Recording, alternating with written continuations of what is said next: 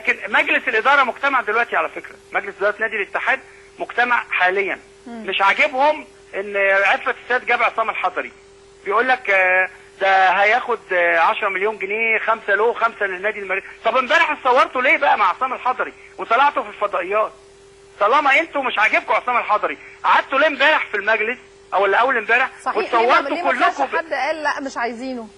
اتصوروا بالكامل في الفضائيات وفي الصحف ومؤتمر صحفي، مفيش حد فيه غاب، ماشي، وكلكم فرحانين. النهارده زعلانين. طب انتوا فين؟ ليه ما عودتوش لرئيس النادي؟ احنا ما عندناش موارد. انا اول مره اسمع ان في رفض لعصام الحضري بعد كل شيء غريب جدا. النهارده الكابتن هاني سرور استقال من المجلس. طب ما انتوا اصلا المجلس مستقيل وراهن استقالته مشروطه اسبوع للضغط على المسؤولين عشان الموضوع ارض صح. فهتلاقي هتلاقي خالد برضو يا سوء اداره يا ما فيش تمويل. نادي الاتحاد مطلوب منه 2 مليون جنيه اول الشهر، هيجيبهم منين؟ يقول لك لا استقيل واتكل على الله. الاولمبي ما فيهوش فلوس. طب يعمل ايه؟ يقول لك خلاص مستقيل. يعني انت الحكومه هتدفع لك، يا انت قاعد لا بتفكر ولا عندك تمويل ولا عايز تعمل اي حاجه، عايز تطلع في التلفزيون وتتصور وخلاص. طب جاي ليه من الاول؟ طب استاذ عبد القادر خليك معانا. استاذ عبد القادر خليك معانا، لسه هنكمل كلامنا في الحكايه دي، بس عشان كابتن مجدي موجود معانا على التليفون. كابتن مجدي علام. كابتن مجدي، ايه اخر حاجه هتتعمل لو هو وعد، يعني وعد ان اللعيبه زي ما قلت بفلوس بكره؟ مين اللي وعد الاول؟ الحاج احمد عفيفي وعد اللعيبه ان هيصرف لهم جزء من فلوسهم بكره، ونتمنى ان يتحقق. اللعيبه يعني عاوز اقول لحضرتك وصلنا لمرحله ان اللعيبه مش عاوزه الاتحاد عاوز اي حاجه تمشي بيها نفسيها. يعني هم مقدرين الظروف الماليه اللي فيها النادي الاولمبي وانديه كتيره، ومفيش مشكله بالنسبه لهم. كل القصه ان هم عاوزين اي حاجه تمشيهم. طب هم قعدوا اتفقوا على ايه؟ لو ما خدوش فلوس بكره هيعملوا ايه؟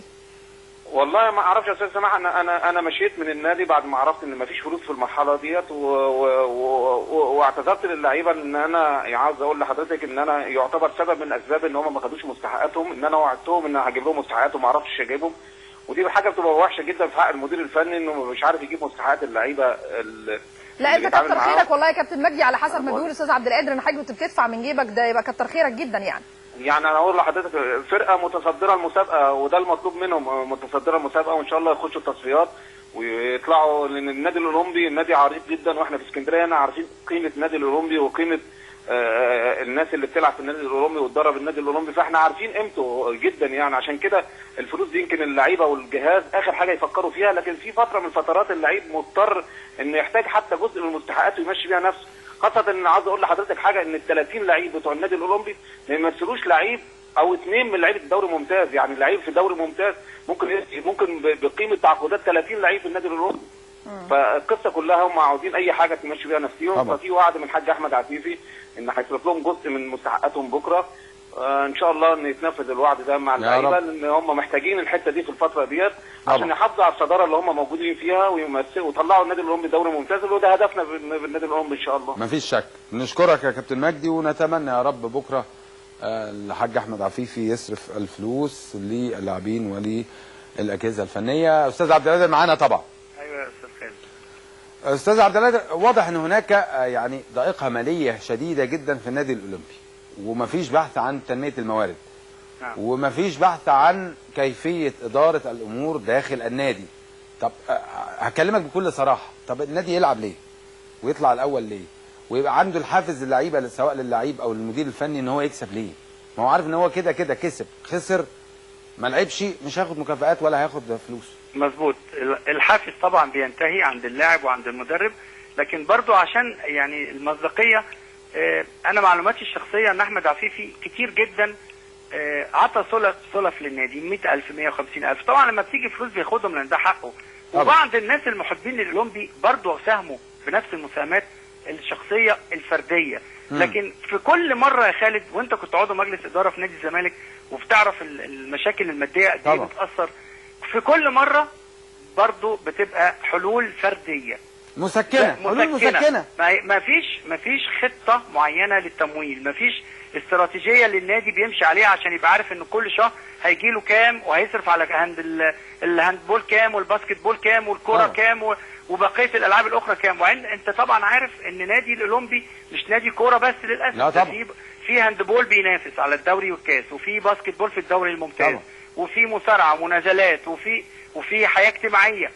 اكثر من لعبه رياضيه طبعا. نادي الاولمبي نادي كبير وعريق. هي يا خالد لازم يعاد تشكيل الانديه بوضع تاني، ما يكونش يعني الصرف فيها يعتمد على واحد فقط. صح. ولو لما يبطل يصرف خلاص وقع النادي. فدي كارثه بصراحه. كلامك مظبوط. ما هو ده اللي قلناه قبل كده يا استاذ عبد القادر، قلناه انه رجال الاعمال لما بيمسكوا الانديه ما بيبقاش من مصلحته الشخصيه انه يعمل موارد للانديه. للنادي، لانه عشان يفضل النادي طول الوقت محتاج له، لان هو اللي بيصرف. بالظبط. هو يعني راس المال اللي موجود في ايده. بالظبط. لكن لازم يعني فرصه ان انا بتكلم معاكم على الهواء لو تسمحوا لي. النهارده طبعا كان في اول اجتماع لمجلس الشعب المنتخب، يعني بحريه زي ما احنا بنقول، حريه شخصيه ومدنيه من الشعب مباشره. نتمنى ان مجلس الشعب والساده نواب مجلس الشعب اللي هم جايين لاول مره من الشارع فعلا، نتمنى ان هم يحطوا الرياضه في اجنده الاصلاح. كلام حضرتك يكون عندنا يا خالد استراتيجيه رياضيه زي طبعا. اي دوله محترمه عندها استراتيجيه رياضيه. ما ينفعش يا خالد النهارده اليد يتغلب امبارح ما يروحش اولمبياد لندن، والطايره عندها ملحق، والباسكت نايم مع صح. محمود احمد علي في اللجنه الاولمبيه. ما ينفع. طب وبعدين يا جماعه ده اهدارنا العام، مين بيحاسب عليه؟ مين بيحاسب الناس دي اللي راحت تونس؟ والاخ هادي فهمي يطلع يقول لك ده اصل احنا خسرنا عشان الكوتشنج. كوتشنج ايه يا عم؟ احنا معانا خبر ان هو خلاص مشى لومل. هو لازم يمشي قبل لومل. هادي فهمي لازم يمشي. هو احنا ليه بنتكسف نتكلم؟ هنقعد لحد امتى نعمل في مسكنات؟ ما كفايه. اللي فشل يمشي. اللي فشل يمشي. اذا كان هو مش عايز يمشي الدوله تمشيه. لما يكون في قانون وفي لوائح وفي تفعيل للقوانين واللوائح وفي حساب للاتحادات لازم يمشي. يعني ايه انت ما رحتش اولمبياد وانت واخد فلوس من اللجنه الاولمبيه صرفتها فين؟ مين بيحاسب؟ مين بيحاسب سيادته لما يقعد؟ لازم هناك مبدا للثواب والعقاب. كلام حضرتك مظبوط. ما فيش حد كلامك مظبوط يا استاذ خالد. ما فيش حد بيحاسب. طب استاذ عماد انا عايز ارجع تاني للاتحاد. يعني مجلس اداره الاتحاد بدون عفه السادات بيجتمع دلوقتي ورفض انضمام عصام الحضري. هو عفه السادات انت عارف هو والحضري في السودان والمفروض جايين لنا في السكه على حسب وصول الطياره. المفروض يوصلوا بالليل النهارده. واخد بالك؟ طبعا هي في عقبه ان نادي المريخ عايز الفلوس كاش مش عايز شيك. ايوه.